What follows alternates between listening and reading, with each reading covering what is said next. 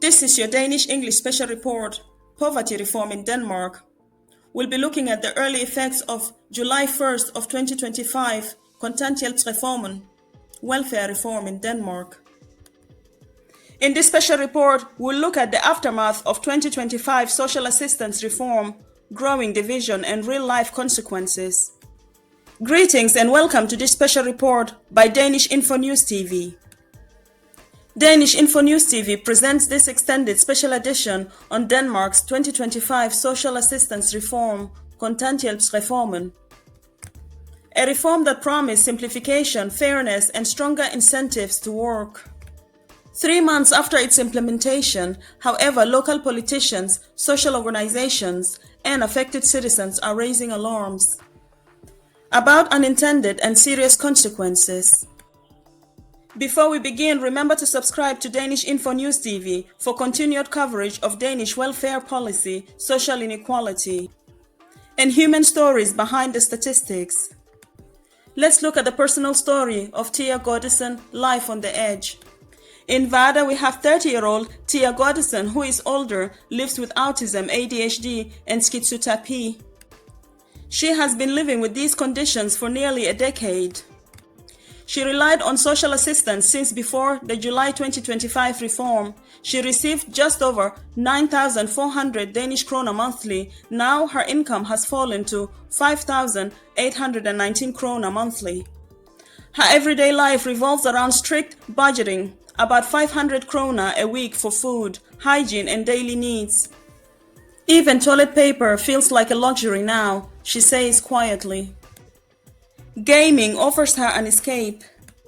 In Elder Scrolls Online, she can interact freely without being judged. But the financial stresses and the uncertainty about the future weigh heavily. They say it's to get people into work. But I can't work full-time, not without breaking down. Tia's story reflects how the reform's new structure, with its simplified but reduced benefit rates, risks worsening the situation for vulnerable individuals with long-term disabilities. In another personal story of Hilda Bies, From Home to Homelessness. In Odense, Hilda Bies, 52, faces eviction. Chronically ill after a failed surgery 15 years ago, she has lived on social assistance ever since. Starting August 1st of 2025, she loses roughly 3,000 kroner monthly due to the abolition of the Section 34 housing support. Without this supplement, she cannot pay rent. I've started packing. I might end up on the street or sleep on my children's sofa, she says, tears in her eyes. Local organizations and social workers fear Hilda's story is not unique, that thousands more could face similar fates as the special housing supplements disappear. Let's look at what the 2025 reform changed. The Kontanthjælpsreformen 2025, which came into force on July 1st of 2025, sought to streamline the system and strengthen work incentives. Let's look at the reform's main changes. Abolished rules. The 225-hour rule. The social assistance ceiling, loft, special support supplements such as Section 34, activity allowances. One unified benefit known as Kontanthjælp has 3 main rates. There is the minimum rate for those not meeting residency or employment requirements. And then we have basic rate for under 30s without specific work history. And then we have the enhanced rate for those with at least 2.5 years of full-time employment in the past 10 years. Work allowance, also known as fribeløb, 5,200 Danish kroner monthly for recipient at the minimum of basic rate, 2,600 Danish kroner monthly for recipients at the enhanced rate. Earnings above the limit are reduced by 65%. New supplements. Medicine support. Child leisure activity subsidy. Extra aid for single parents. Let's look at the early effects of July to September of 2025. Total recipients 83,700, the lowest number in 20 years. Let's look at how it's distributed. 38,600 received enhanced rate. 27,300 received basic rate. For the minimum rate, 18,200, and of those, 7,600 for activation programs. However, many municipalities report growing concern about rising rent arrears and potential homelessness among long-term benefit recipients. Let's look at eligibility and conditions. Anyone legally residing in Denmark can apply for social assistance if they cannot support themselves or their family, providing several criteria are met. Need for support caused by illness, unemployment, or similar hardship. No alternative benefits. Other public support must be exhausted first. Limited savings. Assets above 15,500 Danish krone per person, 2025 level can disqualify applicants.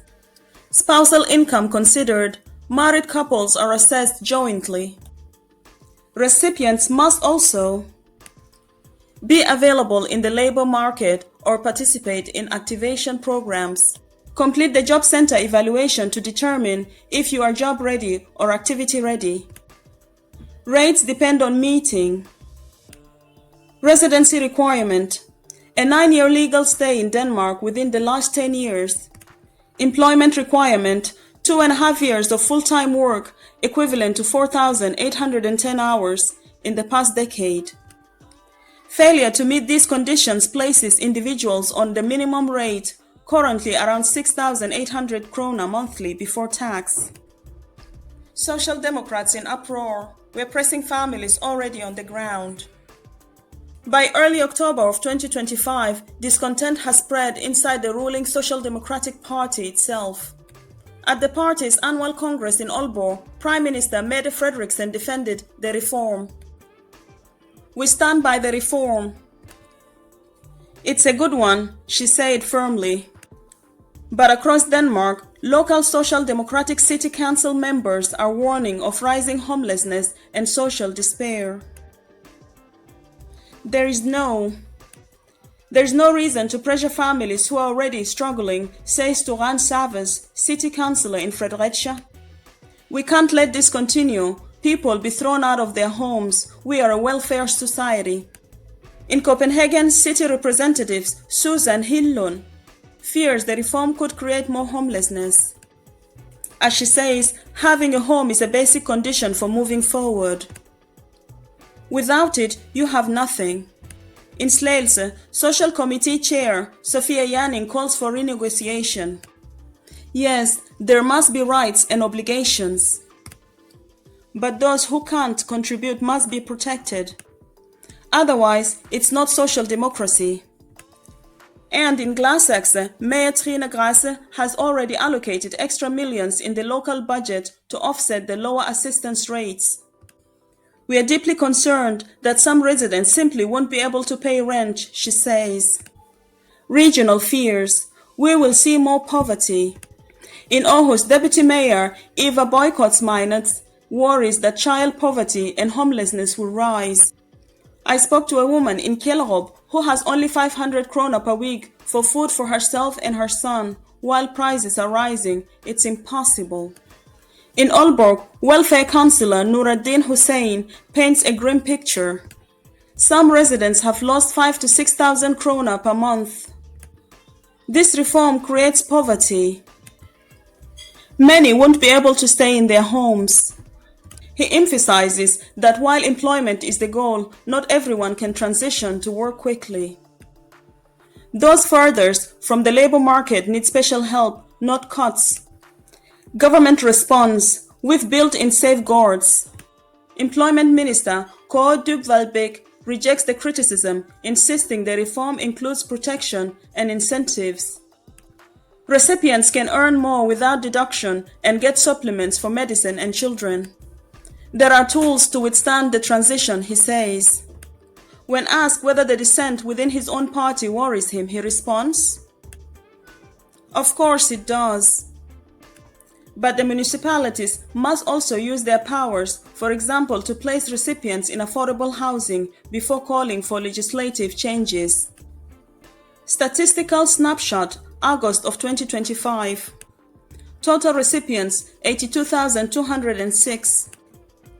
38,411 enhanced rate recipients in total received 12,498 krona per month before tax each.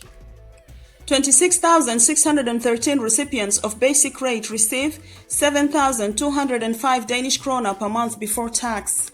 17,182 recipients of minimum rate receive 6,789 krona per month before tax each. About 4,200 people have dropped from higher rates to the minimum since July. Conclusion: a reform under strain. What started as a reform to simplify and strengthen Denmark's welfare model has turned into a source of division, even within the ruling party. While officials point to increased work incentives and simplification, local leaders and citizens warn that the reform risks deepening poverty and homelessness, particularly among those least able to work. The promise was fairness and opportunity, says one municipal worker in Odense. What we are seeing is fear and survival. Danish-InfoNews TV will continue monitoring the long-term human and political consequences of the 2025 social assistance reform in the month ahead.